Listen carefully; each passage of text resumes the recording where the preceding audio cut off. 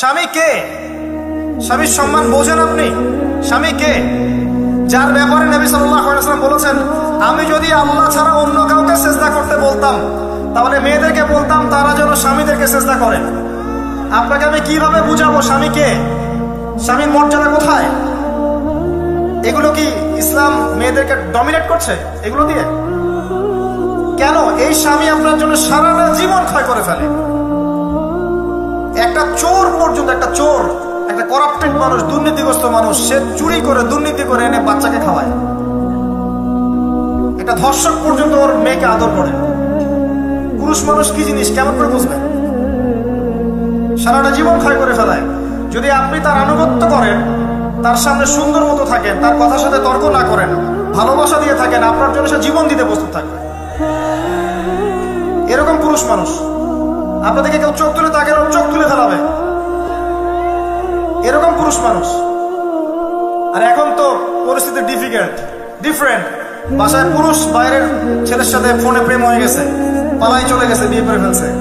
দেখবেন বাসায় স্ত্রী আছে, বাইরের মেয়ের সাথে প্রেম করে বিয়ে করা শেষ। বিয়ে করার সমস্যা নাই, ব্যভিচার করে ফেলছে। বিয়ে সে করতেই পারে, সে যদি সমতা রক্ষা করতে পারে, সেটা তার ডিফারেন্ট ইস্যু, এটা অন্য ইস্যু। তো স্বামীর আনুগত্য আপনাকে কিভাবে বুঝাবো? এটা দাসত্ব নয়। নবী সাল্লাল্লাহু আলাইহি ওয়াসাল্লাম বলেছেন, কোন স্বামী যদি কোন স্ত্রীকে চায়, তার প্রয়োজনের জন্য চায়, মহব্বতের জন্য, স্ত্রী যদি চুলায় রান্না করতে থাকে, ওই রান্না ফেলে দিয়ে তাকে আসতে হবে। হাদিস। রাতের বেলা স্বামী স্ত্রী শুয়েছে, স্বামীর চাহিদা আছে, স্ত্রীর কোনো সমস্যা নাই, স্ত্রী ফিট, ইচ্ছা করেই অহেতুক স্বামীকে বলল আমি রাজি না, উল্টা পাশে মুখ করে ঘুমিয়ে গেল। আল্লাহর নবী বলছেন, সারা রাত আল্লাহর পক্ষ থেকে একজন ফেরেশতা আসবে, এসে এই নারীকে অভিশাপ দিতে থাকবে। এখন এগুলো হাদিস শুনলে বলবে যে ইসলাম তো মেয়েদেরকে ছোট করছে। একজন মেয়ে তার একজন স্বামীর কথা বলে, স্বামী তার মেয়ে, তার স্ত্রী, তার মা, তার বোন, সবাইকে তার মিরাসের হক দিতে হয়।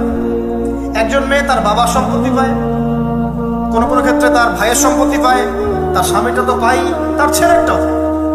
নানি হলেও সম্পত্তির হক আছে। একটা মেয়েকে চতুর্দিক থেকে সিকিউর করা হয়েছে ইসলামে। তারপরেও কিছু ফ্যামিনিস্টের কারণে এরা বলবে যে মেয়েদেরকে ইসলাম ছোট করছে। হ্যাঁ, মেয়েদেরকে ইসলাম কেন ছোট করছে? কারণ পর্দা করে যে বাইরে বেরোতে বলেছে, ঢ্যাং ঢ্যাং করে নগ্ন হয়ে বেরোতে নিষেধ করেছে, এই কারণে।